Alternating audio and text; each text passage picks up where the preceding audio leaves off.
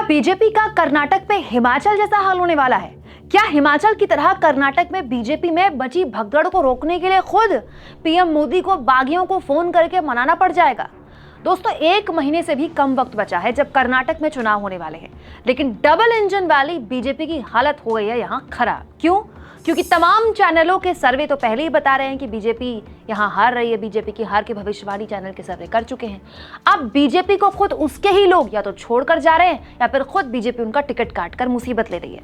दोस्तों, राजनीतिक पंडित तो दबी जुबान ये भी कह रहे हैं कि हिमाचल की तरह कहीं मोदी जी को कर्नाटक के बागियों को भी एक एक करके फोन मिलाकर खुद न मनाना पड़ जाए।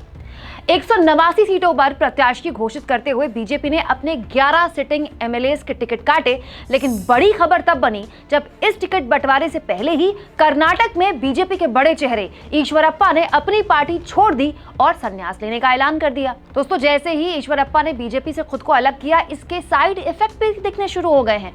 कई पार्टी नेताओं ने सामने आकर इस्तीफा दे दिया है। शिवमोगा में तो इस्तीफों की झड़ी लग गई है। 19 नगर निगम के सदस्यों ने अपने पद से इस्तीफा दे दिया है। मेयर, डिप्टी मेयर सबने अपना पद छोड़ दिया है। आप ध्यान रखिए, ये जो नगर निगम के पद होते हैं ये बहुत ही महत्वपूर्ण पद होते हैं। क्यों? क्योंकि ये बिल्कुल ग्राउंड लेवल के लोग होते हैं जो नब्ज समझते हैं। खास तौर पर चुनाव से पहले इनका पार्टी छोड़कर जाना मुसीबत ला सकता है किसी भी पार्टी के लिए। शिवमोगा के जिला अध्यक्ष ने भी ईश्वरप्पा के समर्थन में इस्तीफा दे दिया है। सुना तो ये भी है दोस्तों कि कई और नेता भी इस्तीफा देने की बात कर रहे हैं बीजेपी से। यानी केवल एक नेता के छोड़ने के बाद जो रुझान आ रहे हैं उससे बीजेपी की हालत हो गई है टाइट। चुनाव से 1 महीने पहले ऐसे मास इस्तीफों से होने वाले नुकसान का अब बीजेपी के पास कोई विकल्प नहीं है। दोस्तों, अगर आप नहीं जानते तो बता दूं, ये जो ईश्वरप्पा है ना, इन्हीं की वजह से बीजेपी को कर्नाटक में कांग्रेस का 40% कमीशन वाला जो भ्रष्टाचार का आरोप है वो झेलना पड़ रहा था। तो कुछ दिन पहले जब ईश्वरप्पा ने अपने आप को खुद पार्टी से अलग किया, इस्तीफा दिया, तो बीजेपी खुश थी कि चलो अच्छा है, भ्रष्टाचार के आरोपों से मुक्ति मिल गई, नए लोगों को हम पार्टी में जगह दे देंगे। लेकिन उल्टा हो गया इससे, क्योंकि जिस तरह से चुनावी संन्यास लेने के बाद, ईश्वरप्पा के संन्यास लेने के बाद इस्तीफों का दौर शुरू हुआ है, वो कर्नाटक में बीजेपी के समझ नहीं आ रहा है कि उसको रोकने के लिए वो क्या करे। वहीं ईश्वरप्पा के अलावा बड़ी खबर ये भी है कि कर्नाटक के पूर्व डिप्टी सीएम, जी हां, डिप्टी सीएम और बीजेपी के कद्दावर नेता लक्ष्मण सावड़ी को पार्टी ने इस बार टिकट नहीं दिया, तो उन्होंने भी बीजेपी छोड़ने का ऐलान कर दिया। सोचिए, पूर्व सीएम का टिकट काट दिया बीजेपी ने, तो क्या हालत होगी बीजेपी की कर्नाटक में।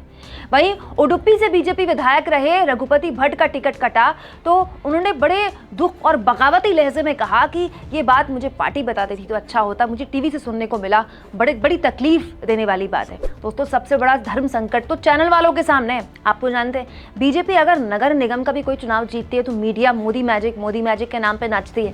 अब कर्नाटक में चुनावी सर्वे और बीजेपी में मची भगदड़ के नतीजों के लिए वो किसे जिम्मेदार ठहराए, समझ ही नहीं आ रहा उसे। दोस्तों, इस साल का कर्नाटक पहला चुनाव है। अगर यहां बीजेपी हारती है तो ये बाकी राज्य जैसे मध्य प्रदेश, राजस्थान, जहां बीजेपी का एक बड़ा संगठन है, मध्य प्रदेश में तो 15 साल से बीजेपी सरकार चला रही है, वहां सीधा वो सेंटिमेंट तमाम राज्यों को इफेक्ट करेगा। बीजेपी का दक्षिण भारत में कर्नाटक एकलौता दुर्ग है।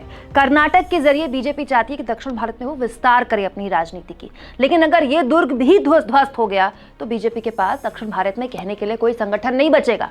चुनाव से पहले कर्नाटक में बुरी तरह फंसी बीजेपी के इधर कुआं उधर खाइए, और दिक्कत यह है कि चुनाव अब दूर भी नहीं है, 1 महीने से भी कम वक्त बचा है। आप बीजेपी में मची इस भगदड़ पर क्या सोचते हैं? कमेंट बॉक्स में जरूर लिखें। चैनल को ज्वाइन भी करें और सब्सक्राइब भी।